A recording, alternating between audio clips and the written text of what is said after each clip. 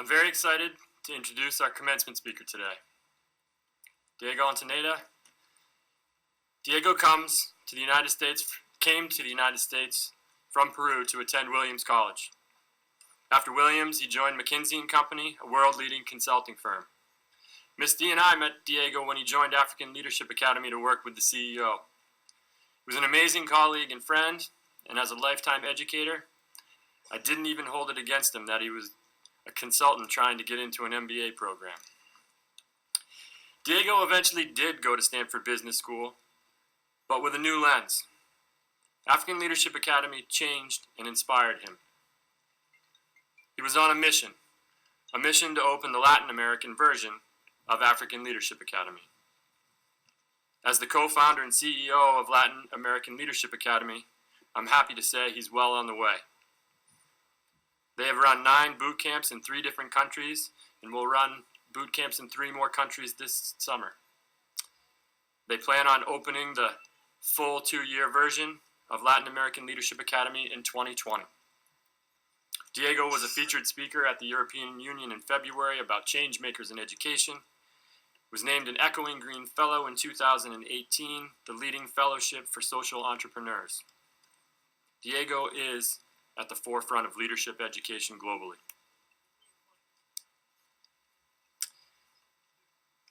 Well, that concludes the formal part of my introduction. I'm going to go off script for a minute. People often look at me weird when I talk about entrepreneurial and what that means. When I told Miss D and Miss Cole earlier this week that Diego was due to arrive on Friday night, they both started freaking out a little. What if he misses his flight? Well, fast forward to Friday. Diego travels through Panama to Washington, D.C., the maybe not friendliest immigration service in the world, delays his passing through immigration, and he misses his flight to Portland. Miss D 1, Chris 0. So then, Diego and I trading WhatsApp messages, we'll figure this out. Diego gets to Manchester, not Portland, a little before midnight last night. Speed up the story a little, $350 a day to rent a car. Thankfully, I would have paid, but thankfully Diego is at a startup, so he knows the value of a dollar. And so, but as any young tech-savvy person, he then checked Uber. $250. Still too much. So, 1 o'clock in the morning, he takes an Uber to his hotel room, and why wouldn't you ask Dimitri, the Albanian Uber driver, if he might go off script with him and drive him not as an Uber driver, but just as a person? Sure. So Diego goes to bed at 1, with Dimitri due to pick him up at 5 at the hotel. The bonus was, Diego even got to practice his speech in the car with Dimitri, the Albanian Uber driver. So, with that, I introduce my friend, Diego Ontaneda, to give the commencement address.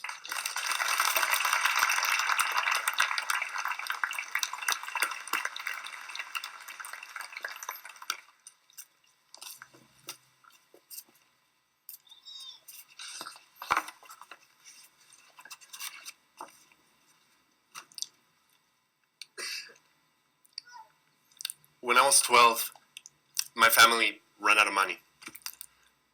The bank took our house. We lost many things.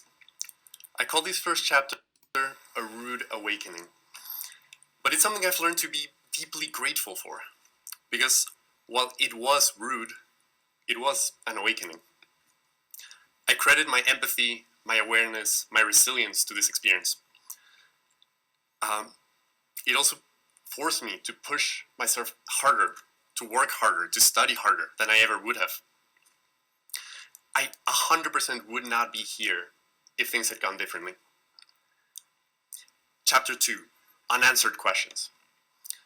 It's a sunny December day in Lima, Peru. It's 2006 and I'm graduating high school. Unfortunately, I don't know what my purpose is. I don't know what my thing is. I do know there's a lot of suffering in the world, a lot of injustice. I do know that the leaders that are supposed to be fixing these problems are failing epically, or making things worse. I do know that I cannot turn my back on these problems, or my life is just going to feel empty.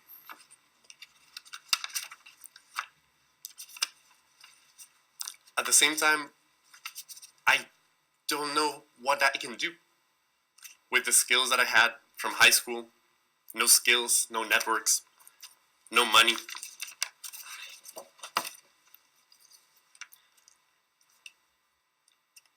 So, I win some awards, I collect my diploma, but I don't find a purpose. I don't find a thing that I want to do. In chapter 3, I search. I search for experiences, for skills, for credentials, for networks, for friends, for ideas. I go places and I try things. I go to Williams College, I go to University of Oxford, and I try the research hat. I try the public policy hat. I try the development economics hat. They don't quite fit. I learn things, I meet people, but I move on. I then go to San Francisco, I work at McKinsey & Company. I try on the business hat, the consulting hat, the jet setter hat. It's a nice hat, looks pretty fancy. But it doesn't quite fit. I learn things, I meet people, I move on. I moved to Johannesburg to work at African Leadership Academy, where I met Chris and Lisa. I try on the social entrepreneurship hat, the education hat, the nonprofit hat. It's not a hat that has much of a shine to it, but it does fit. And I learn things and I meet people. In chapter 4, I find my purpose. I've wondered why I found my purpose in Johannesburg, of all places. Kent Hill, unfortunately, I don't bring to you the formula for finding your purpose. All I have is what it took for me to find mine. First, there were things I cared about deeply, intellectually, viscerally. These were the problems and questions that I had already had in my head back in December of 2006. 2, I was seeing that these problems were not magically going away. Whatever humanity was trying was not working. 3, getting to the point that I realized that I had, after all this searching, enough skills, enough networks, enough experiences, enough credentials to at least enter the fight. To be clear, I never got to the point where I was like, I'm 100% going to win. Still not there. But I had found one powerful idea that if it worked, it could change the world. The idea I got at African Leadership Academy was that instead of me trying to find the one thing that I cared about, we could just find the hundreds of people who had already found theirs, and we could empower them to win their fights. And after I realized I had enough of the experiences, skills, networks, resources to at least give it a shot, I could not stop thinking about it. So I became a little bit obsessive about this. This idea was alive in me. I could set out on a quest to find hundreds, if not thousands, of Latin Americans who also wanted to transform the continent. And I could use every little piece of legitimacy, of access, of skills, connections that I had accumulated all these years to help them win their fights. And if we were deliberate about building a community, a continental community united by a common purpose, to make the continent a better place, then this could become a force for good as the world had never seen. If you think that my work is partly inspired by the great works of cinema and literature like The Avengers, X-Men, Ender's Game, you're not wrong. Of course, this more beautiful world was just in my head. I could just turn my back on it, tell no one, just keep living a happy life. But to be honest, I was trapped by the fear of how I would measure my life in the future if I never even tried. And compared to that fear, the fear of failure, the fear of poverty, they were nothing. That was when I knew it was time for me to return to Latin America. In chapter 5, I fight my fight. Developing Latin American Leadership Academy while trying to get an MBA from Stanford, while seeing my savings account steadily approach zero, is probably the hardest thing I've ever done. And to be fair, after graduating, it didn't get much easier. I feel more stress, more anxiety, I have more sleepless nights than ever before. I feel like my evenings, my weekends, my holidays, they're no longer mine.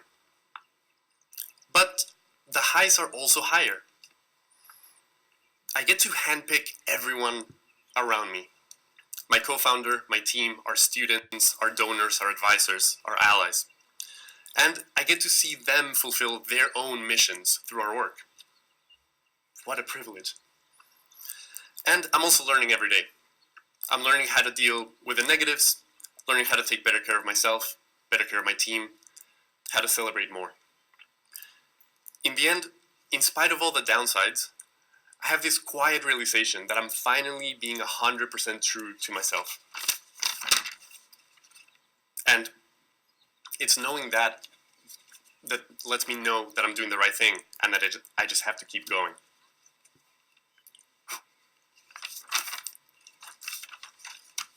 Sorry.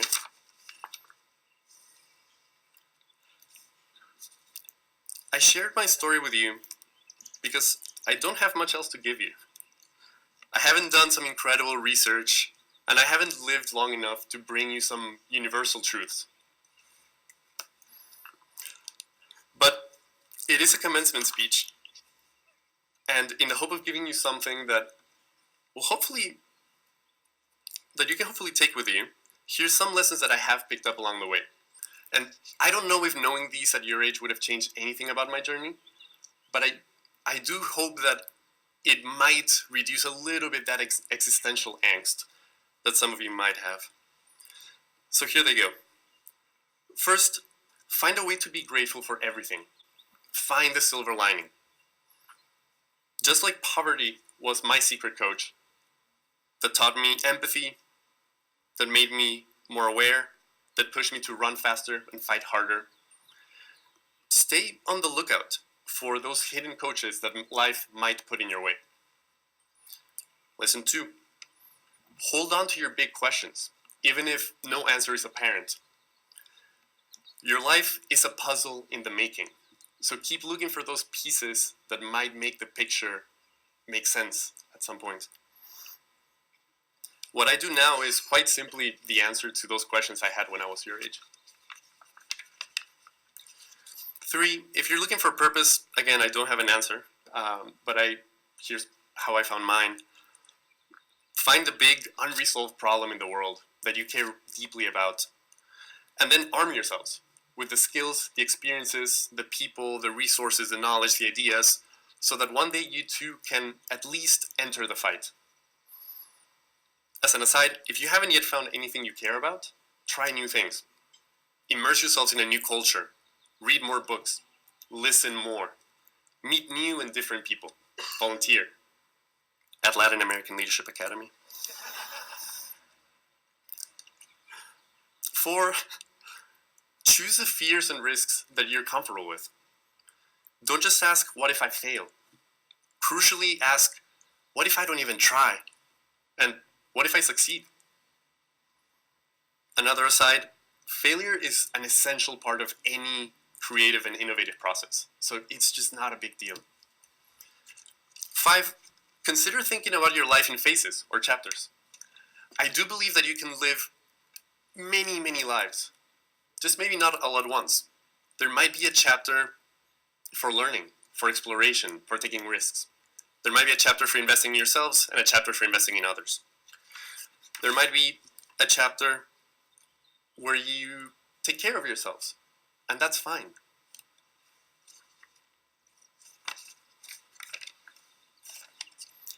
In the end, this this is all just an invitation for you to discover the world, discover yourselves, and to have the courage, or to find the courage, to answer that call when it calls. Class of 2019, I hope your lives become beautiful adventures, and that one day I get to hear your stories too. I wonder, what stories will you write for yourselves?